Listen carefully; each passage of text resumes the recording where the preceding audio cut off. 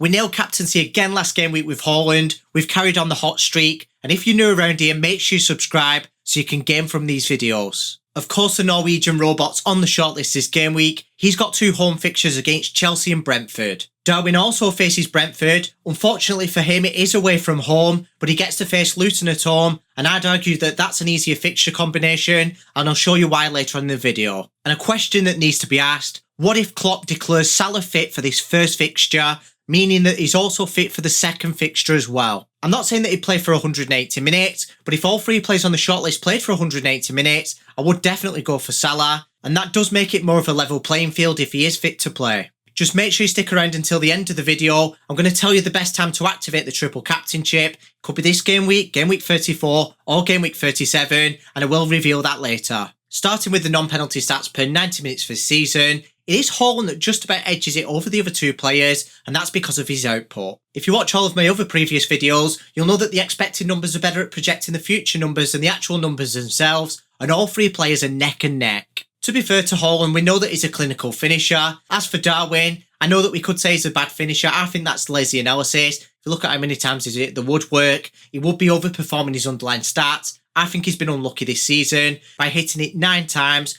No other players hit it more than 3 times. In fact, he hit it 4 times in one match. My argument is that unless the shot's from point blank range where you should actually be getting it on target, from a distance, if you're hitting the woodwork, you're beating the goalkeeper and practically almost scoring. It's as close as you're going to get. Salah's numbers are bumped up because he's a midfielder, so he gets an extra point for every goal or XG in the calculations. Nevertheless, that needs to be considered because of the FPL scoring system. If the Egyptian's fit to play, he will be on penalty duties and he will take the occasional direct free kick. The same applies to Haaland as well. If Salah's still sidelined, I think Darwin keeps penalty duties in Salah's absence. I know that he missed the last one, but I don't think that would be enough for Klopp to take them off him. I don't think it's good for the forward's confidence. Of course, there is a slight chance that he could lose them to McAllister, but I do doubt that, and Szoboszlai's injured anyway. Now let's take a look at the probability of each player scoring or assisting. The odds are based on the assumption that each player plays 180 minutes. We will take a look at the expected minutes later on in the video. Haaland's got the highest anytime goal scorer odds, and Salah's got the highest anytime assist odds,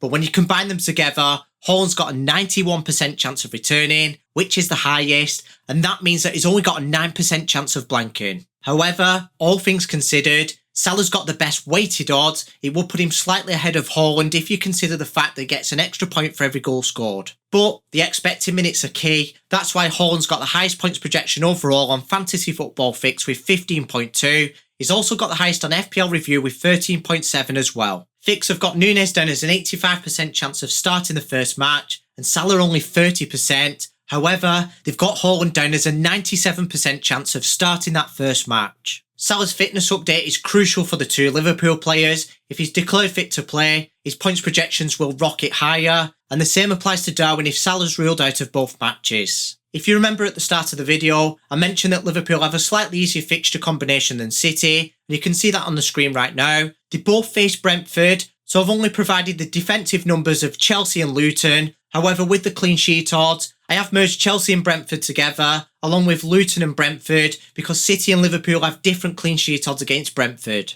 There's absolutely nothing to split the clean sheet odds. There's only a 14% chance that the opponents of City or Liverpool keep at least 1 clean sheet. As for the opponents themselves, Haaland's opponents Chelsea have a slightly better than average defence. On the other hand, Luton's defence is the second worst in the whole league. To be fair, Liverpool do have to travel away to Brentford, while City get the home advantage in both fixtures. Overall, I do prefer Liverpool's fixtures though. I'd rather lose the home advantage against Brentford and face the Luton defence rather than Chelsea's. Before we move on, whilst we're discussing defences, Liverpool have a 50% chance of obtaining a clean sheet against Luton and a 31% chance of obtaining a clean sheet against Brentford, so with Salah being a midfielder, he's got a decent chance of getting 1 or 2 clean sheet points. Before we draw up a conclusion, we're going to carry out a quick risk assessment. Haaland gets 4 recovery days, which is enough. Darwin's had a full week's rest, and it's been roughly a month since Salah's injury. It's worth noting that I am assuming that Haaland will play in the Champions League match. I'm recording this on Tuesday. I'm not sure how many minutes he'll play in that. Of course, if he plays 0 minutes, he'll get a week's rest himself. If he does feature for 90 minutes, I won't be concerned because his fitness seems fine lately. Darwin's fitness seems fine as well. He did play 90 minutes in his last match, As for Salah, he did only play 47 minutes for Egypt. That's because he got injured at that point. And like I mentioned with the points projections, if Salah's declared fit, his expected minutes will go up and Darwin's will probably drop. And if Salah's ruled out of both matches, Darwin's will go right the way up as well. Haaland's expected minutes are very reliable. They're 171 out of a possible 180. I'm not even going to sugarcoat it. The best captain for double game week 25 is Haaland. But should we activate the triple captain chip? Despite Solanke having easy fixtures in game week 28, I won't be triple captaining him. I'm going to stick it on a player with the highest possible ceiling, which would either be Haaland or Salah. If City double in game week 34, that would be against Brighton away and Spurs away. If they double in game week 37,